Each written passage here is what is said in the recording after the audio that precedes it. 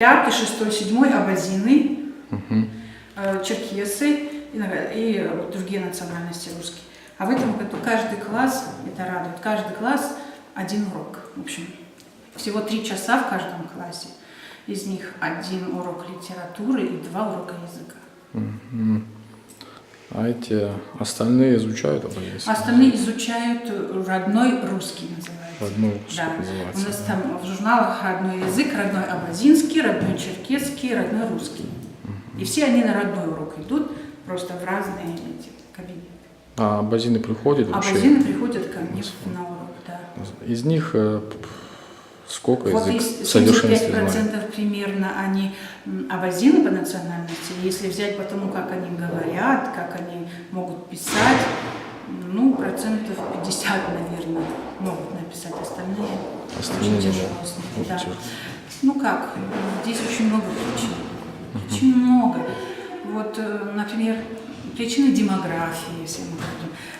Наше население же уезжает куда-то, приезжает в Сибирь, там, это, вот ребенок приехал в Сибирь, он совершенно не владеет языком.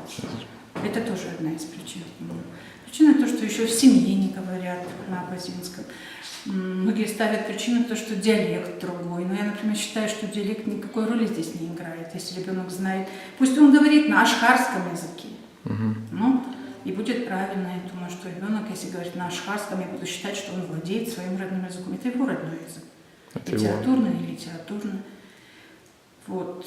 С ними, с такими детьми очень тяжело работать. Мы работаем как учитель английского языка, работает над английским языком, мы вот так работаем. У нас есть словари, на каждом уроке словари. Литературу читаем, все выписываем. Бывало в других абазинских школах, я работала у себя дома, ну, 3-4 слова мы выписывали, которые тяжелые, непонятные. А мы на уроке вот теперь выписываем чуть ли не, ну, сколько там, штук 20, наверное, слов, чтобы можно было объяснить значение этих слов. Бывает, ребенок приходит элементарно, мара, ребенок пришел в 5 класс, амара абхит. Он отвечает, что амара это вот типа такого, что-то другое, там, ну, не солнце. Это очень тяжело вот такие. Таких случаев много. И вот мы стараемся, чтобы дети вот полюбили язык. Вот объясняя каждый урок, мы вот такой народ, который обладает уникальным языком, который еще фашистское государство имело свою письменность, ага, их что-то задевает, и они отсюда уходят такие воодушевленные, вроде бы завтра придут, они все будут знать. Завтра приходят, но то, что хоть частичка того, что они такой народ, они и то радуемся. Ну, единственное, радует то, что вот начали издавать книги. У нас не было с книгами, большая проблема была. В 6-7 мы учились учебником, который был выпущен в 92-93 году. Вот в этом году, в прошлом году мы получили единственный 9 класс язык, а его нету еще, остальное все у нас есть. Все. И очень это радует. Лишь бы были ученики, которые бы читали эти учебники. А что касается художественной литературы, тут еще сложнее. Вот, я, например, использую все детские издания, которые есть. Караба Кабаба, Лок-Лок, вот эти Локку, новые сказки, что вот выпустились в Хаджи Локку. Детям интересно, они хотят читать, но им это тяжело дается. А это в переводе есть? Вот первый вопрос. Меня радует, что вот роман Хабштуар переведен на русский язык. И многие спрашивают, когда выйдет. Наша девочка, моя ученица, она сейчас у нас к нам пришла 1-й год работать, училась в Ставрополе, вот она выиграла Машук, вот этот проект, который на перевод вот этого романа. Молодец. Они перевели его в Ставрополе, вот этот Ставропольский центр Юг-Штавов.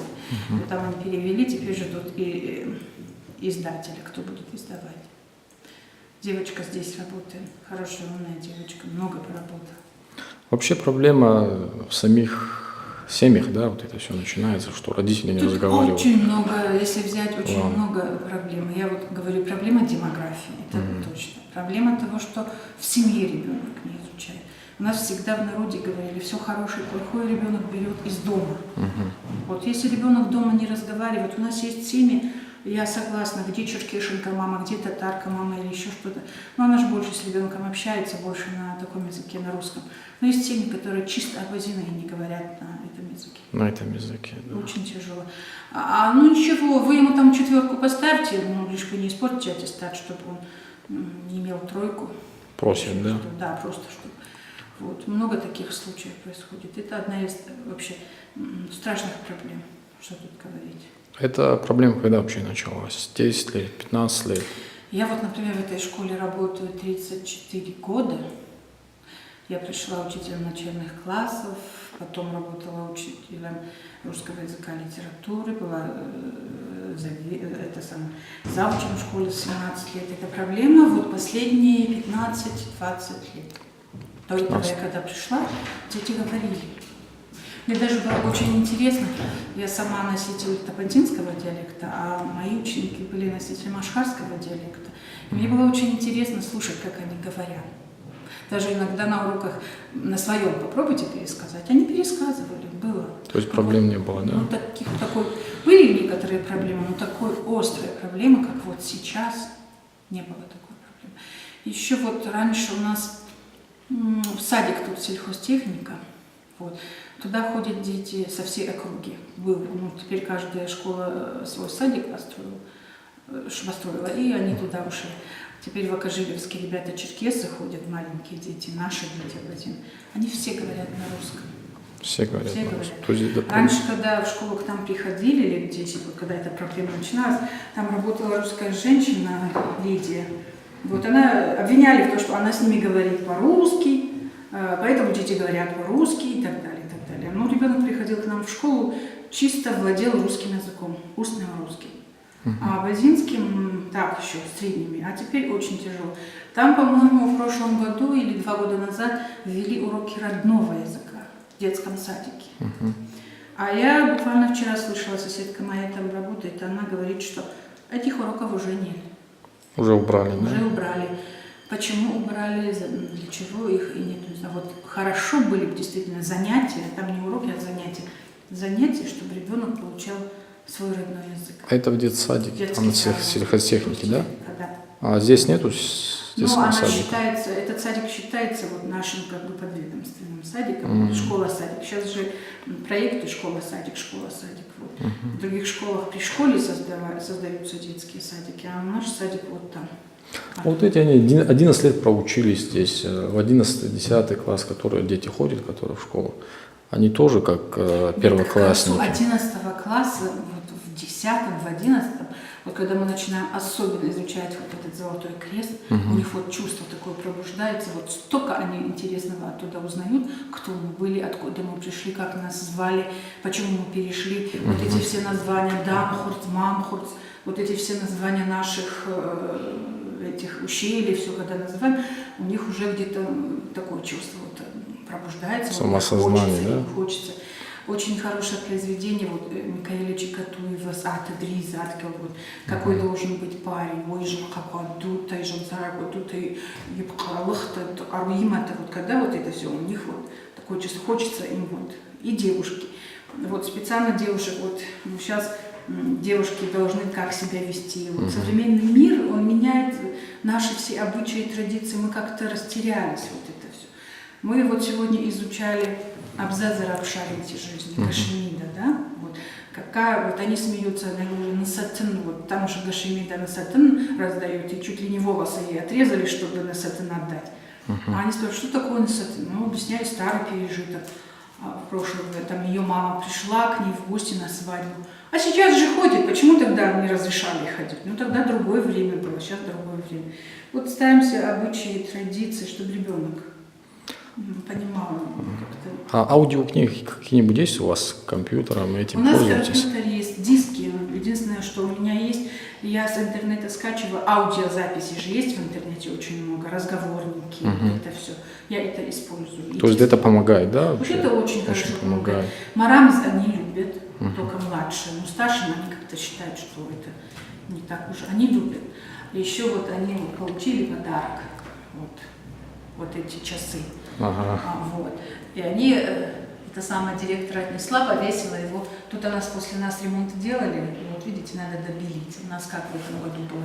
Все в Москву через Владивосток ехали. Короче, все покрасили, потом только поменяли. И как-то получилось неправильно было. Вот когда они это получили, она как-то повесила внизу, они пошли хором, просили ее, чтобы в кабинет родного языка ее взяли. И мы поменяли с ней картиной. Картину отдали, и это взяли. Они горды, вот флаги. Нравится. Да, потом еще вон там висит Абазабара, я ей сказала, там ошибка, объясните мне ошибку вот той фотографии. Долго глядели, посмотрели. А она оборотная сторона флага. Там получилась правая рука открыта, она получилась как бы вот перевернутая. А у нас неправильный флаг. Вот они вот говорят, что флаг, вот что-то их воодушевляет, флаг, чтобы был, это вот хотят. Но единственное радует, что они больше, вот к концу 10-11 они тянутся, вот, больше тянутся, потому что, а 5-6 они как-то, нам тяжело, мама сказала, что не будет учить родной язык, очень тяжело, обидно. Я не всегда говорю, но если вы не говорите, ваш ребенок будет говорить на абазинском, о, это ж долго, когда это будет? Вот они считают, что временная связь вот такая долгая. Объясняю, что вот когда проходила конференция, было 2 стенда, говорю, на одном стенде были написаны племена, которые исчезли последние 100 лет. А на другом стенде были, которые исчезнут в ближайшие 100 лет. Через знаете, век, да, исчезнут. Да, через вот какой-то время. И на первом месте, говорю, стояли абазины. А почему? Это потому что, говорю, вы не говорите, ваши дети не будут говорить. Даже, говорю, 100 лет нам не надо, и 20 лет хватит, чтобы мы исчезли. Вот такие проблемы. Стараемся очень, очень много. Вот, можно использовать компьютер, используем диски, которые есть. Вот,